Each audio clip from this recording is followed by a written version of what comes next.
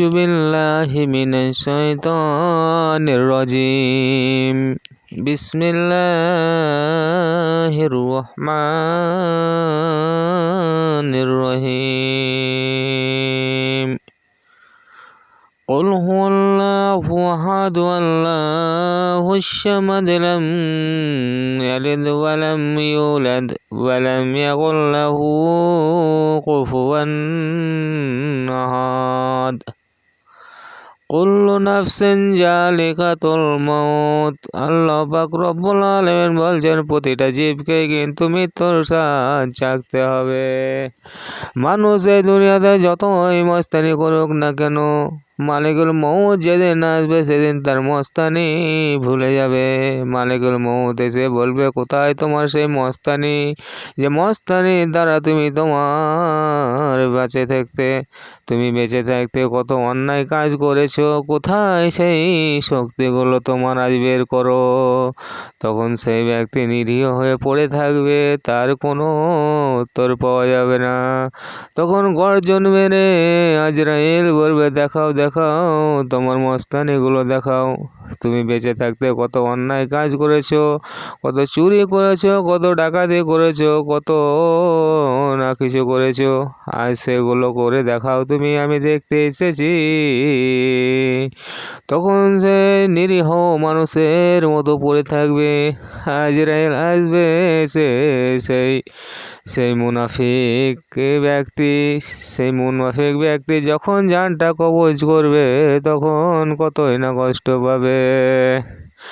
আল্লাহ পাক রব্বুল আলামিন মালিকুল মউত যখন পাঠিয়ে দেবে কোনো এক ব্যক্তির কাছে, যখন মালিকুল মউত আসবে সেই ব্যক্তিকে কিন্তু মৃত্যুর স্বাদ চাখতে হবে।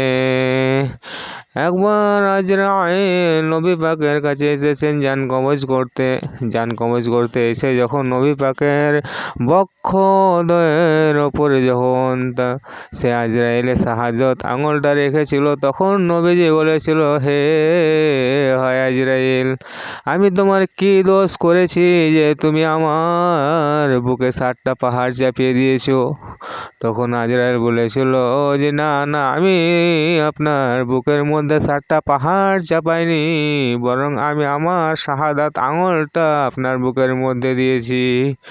তখন নবীজি বলেছেন, ভাই আজরাইল, একটা শাহাদাত আঙুলের যদি এতটা কষ্ট হতে পারে, তাহলে জান কবজ করার কতটা কষ্ট হবে। নবী পাক বলেছিল, হে আজরাইল, তুমি এই জান কবজ করা যে কষ্ট, আমার উম্মতে যে কষ্ট হবে, সেই কষ্টগুলো আমি মুহাম্মদের ওপর দিয়ে নিয়ে নাও। হে যুবক, তুমি কোন নবীর উম্মত তুমি একবার ভেবে দেখলে না? তুমি কোন নবীর উম্মত তুমি ভেবে দেখলে না? যে নবী তোমার জন্য, তোমার ইসলামের জন্য দন্ত মুবারক শহীদ হয়েছিল, যে নবী তোমার জন্য রক্তাক্ত হয়েছে, সেই নবীকে তুমি এখনো চিনতে পারলে না। হে যুবক, তুমি নবীর আদর্শে আদর্শিত হতে পারলে না। হে যুবক, তুমি নবীর স্টাইলিত হতে পারলে না। তুমি নায়ক নায়িকাদের স্টাইল হও, তুমি নবীর স্টাইলে চুল কাটলে না, তুমি নায়কদের স্টাইলে চুল কাটো। তুমি নবীর স্টাইলে জামা কাপড় পোশাক পরলে না, তুমি হিরোদের স্টাইলে, নায়কদের স্টাইলে জামা কাপড় পরো। তোমার পোশাক নবীর পোশাকের সঙ্গে যদি না মেলে, হে যুবক, জেনে রেখে দাও, যেদিন কাল কিয়ামত হবে সেই দিন কিন্তু তুমি যাকে অনুসরণ করবে তুমি তাদের সাথেই থাকবে।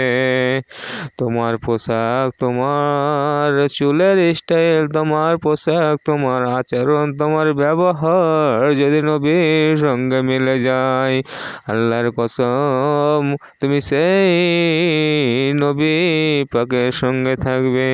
আর যদি তোমার কোনোটাই যদি না মেলে নবী পাকের সঙ্গে, তাহলে পরে তুমি নিশ্চিত যাকে অনুসরণ করবে তুমি তার সঙ্গে থাকবে।